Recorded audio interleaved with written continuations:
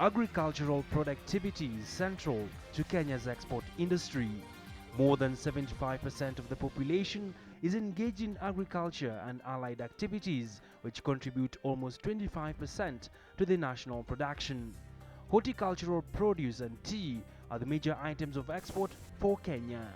Apart from horticulture and tea, there are other major items of export, as Mr. John Mina, the managing director of Youngline Kenya, informs us. Mina, as any other young Kenyan straight from college, had the dreams of being employed and earning his well-paid salary, but that wasn't to be the case. I graduated from University of Nairobi in 1995 with the Bachelor of Arts in Kiswahili. Later in 1996, I had a stint as a Kiswahili broadcaster because I graduated with the Bachelor of Arts in Kiswahili. In the year 1997, I enrolled and worked with the Ministry of Agriculture as a zero grazing specialist in Western Kenya. In the year 1999, I ventured into private business of clearing and forwarding. That's the moment I had an idea of starting a clearing and forwarding firm. It was fully fledged in the year 2007, and this is where Youngline Clearing and Forwarding is right now. After working as a casual laborer at a warehouse at the airport for 2 years, John Mina came up with a daring idea. I was invited by a friend of mine at JKIA to come and have a chat with him.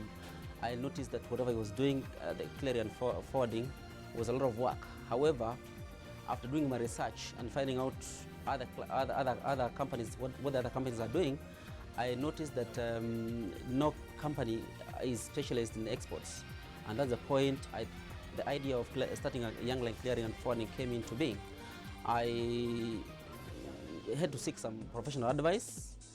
I got around 40,000 shillings. I went ahead and looked for some stationery. I paid for the office, and I looked for some calling cards. I could go to the booth and make 1 or 2 calls. It was not very easy though. Gradually we got 1 or 2, 3 clients here and there, and we grew from 3-4 clients to the clientele base that we have right now. He needed to create an alternative avenue for transporters who ship goods globally. In order to succeed, Mr. Mina had to come up with a plan on how to compete with multi-billion shipment firms which have established themselves in the business internationally. I wanted to fill the gap into the clearing and forwarding sector. I wanted to make the difference. I also wanted to bring a different perception about clearing and forwarding industry. I am currently involved in a lot of education with regards to the clearing or export of products all over the world. I'm doing free consultation because I wanted to demystify the aspect of the export sector. But as happens to many would-be investors, Mr. Mina did not have enough starting capital to handle the size of business he envisioned. He only had 40,000 shillings in savings, which he used to rent premises. That amount of money was enough for our stationery, to pay rent, and basically to do petty things.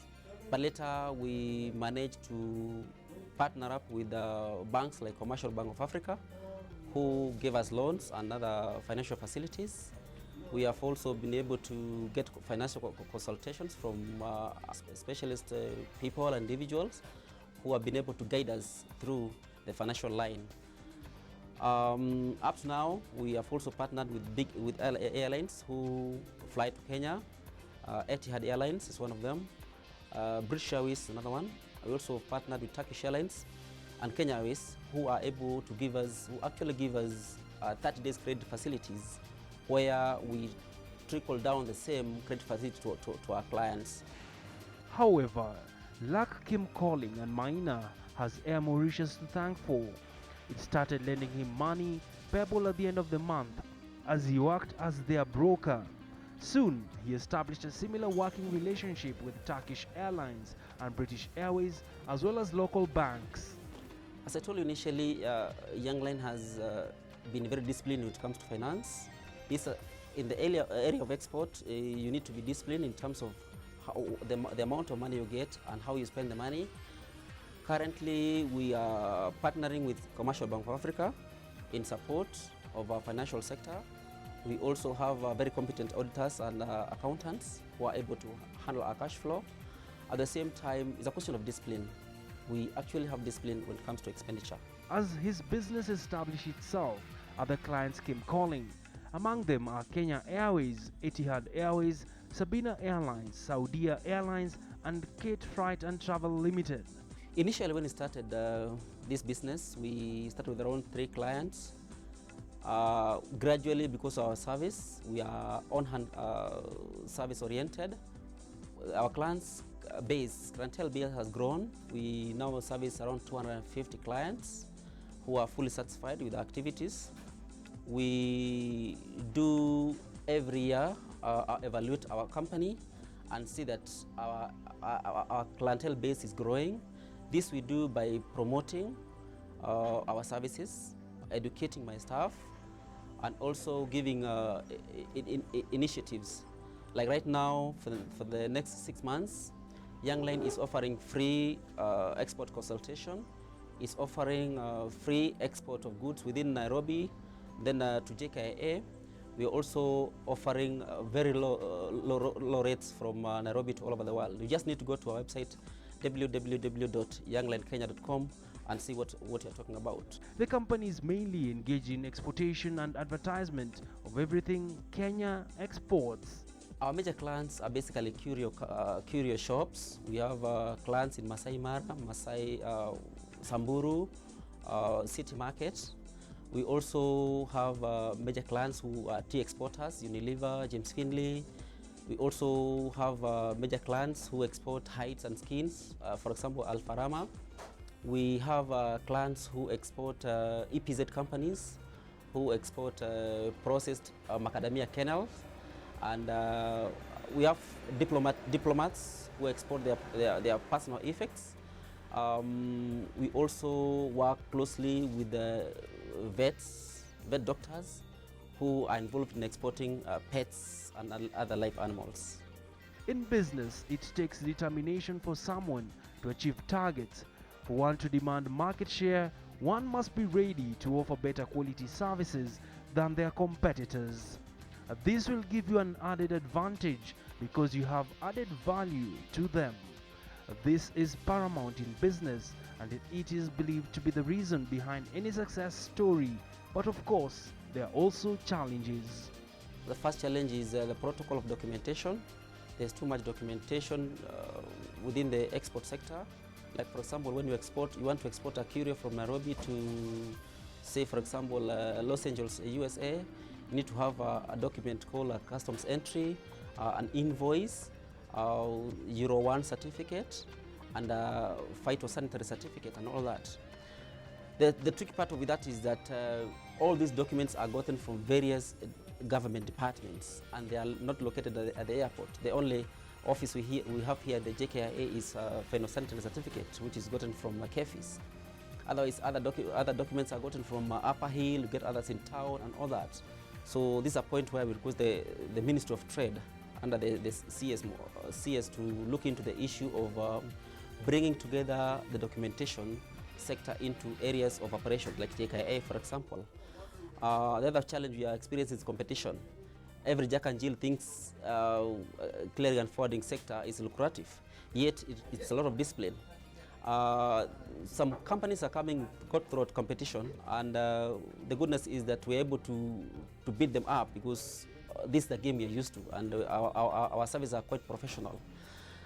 The other challenge is trust. We have had challenges with our shippers who have been giving us consignments only to fail to pay, or they give us a bouncing check. The other aspect we are having is security. You realize that currently there's a lot of issues with the security, and we need to check every consignment that's brought into our hands before it's forwarded to the airline. It has to go through X-ray and all that. So the trust and security go hand in hand. I have 18 staff and 22 casuals. We have offloaders who offload cargo when it comes to our warehouse. We have screeners who screen the cargo as it enters into our warehouse. We have people who palletize the cargo that are put on the pallets that you've just seen. Others do labeling of the cargo. We have staff who do the documentation, that's customs documentation, phytosanitary certificate, Euro 1 certificate, typing the airway bill. We have clients, other staff who do labeling of the cargo. At the same time, we have others who load the cargo into the trucks. In addition to that, other staff do customer follow-up. They make sure that they contact the client and update the client on the movement of the cargo. Other staff do liaise with the airlines to make sure that the cargo is not offloaded and it is up to date in terms of uplifting. We have tractor drivers who drive the cargo all the way into the airside for final uplift from Nairobi to any part of the world. And as we begin a new year, Mina leaves us with these words. I will advise the young people not to fear venturing out there. There's a lot of potential out there. They should not fear. They should seek professional advice. They should also get mentors like Chris Kirubi or these big business people who have conquered the world. And the sky is the limit for them. Education is one thing, but going out there in the field, adventuring into the field that you really have passion on is another thing. So you should go have education as the basic, go for your masters, then from there go for your passion. If it's music, go for music to the fullest. If it's a business, go for business to the fullest. Don't fear about the ups and downs of failing. You fail to succeed. This kind of service has given Youngline Kenya a plus because customers feel that their goods are safe. Mina is a game changer as he envisions to revolutionize the country's economy revenue by increasing exports from 25% to a higher margin to surpass the Kenyan import that stands at 75%. Need we say, dare to dream.